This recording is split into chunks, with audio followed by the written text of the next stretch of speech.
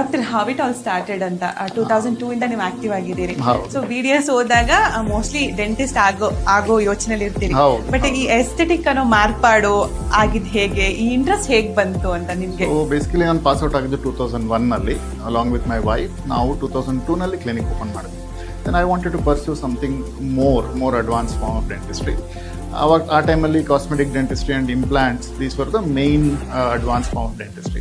So ಅದನ್ನು pursue ಮಾಡೋದಕ್ಕೆ, fellowship pursue ಮಾಡೋದಕ್ಕೆ I went to UK, London specifically. ಅಲ್ಲಿ I met an Indian dentist who settled in UK for last 2005 ಅಲ್ಲಿ ನಾನು ಹೋಗಿದ್ದು. ಈ already had a practice of 15 years plus settle there. ಆ fellowship ಪ್ರೋಗ್ರಾಮಲ್ಲಿ ಅವ್ರನ್ನ ಮೀಟ್ ಮಾಡಿದಾಗ ಅವ್ರು ನಾನು ಕೇಳಿದ್ರು, ನೀವು ಏನಕ್ಕೆ ಬಂದ್ರಿ ಇಲ್ಲಿಗೆ? ನಾನು ಇಂಪ್ಲಾಂಟ್ಸ್ ಪರ್ಸ್ಯೂ ಮಾಡ್ತಾ ಇದ್ದೀನಿ, ಕಾಸ್ಮೆಟಿಕ್ ಡೆಂಟಿಸ್ಟ್ರಿ ಪರ್ಸ್ಯೂ ಮಾಡ್ತಾ ಇದ್ದೀನಿ. ಅವರು ಜೋರಾಗಿ ನಕ್ಬಿಟ್ರು. ಯಾಕೆ ಸರ್? ಇಲ್ಲ, ನೀವು ಇದು ಪರ್ಸ್ಯೂ ಮಾಡಿ ಇಲ್ಲಿ ಇರ್ತೀರಾ ಅಥವಾ ವಾಪಸ್ ಹೋಗ್ತಾ ಇದ್ದೀರಾ?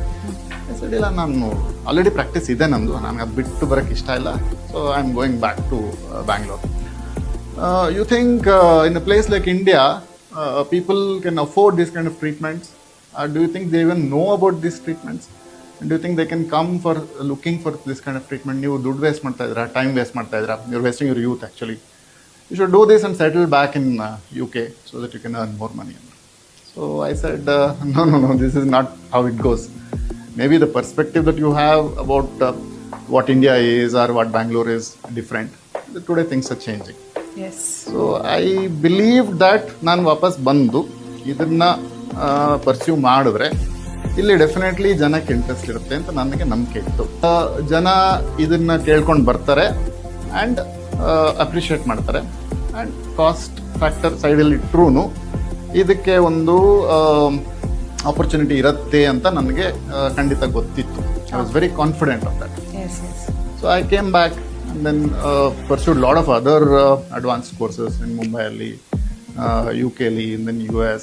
So then I came back and started offering those in Bangalore. Probably my clinic is one of the first clinics we started doing smile makeovers in Bangalore way back in 2004-05 ali.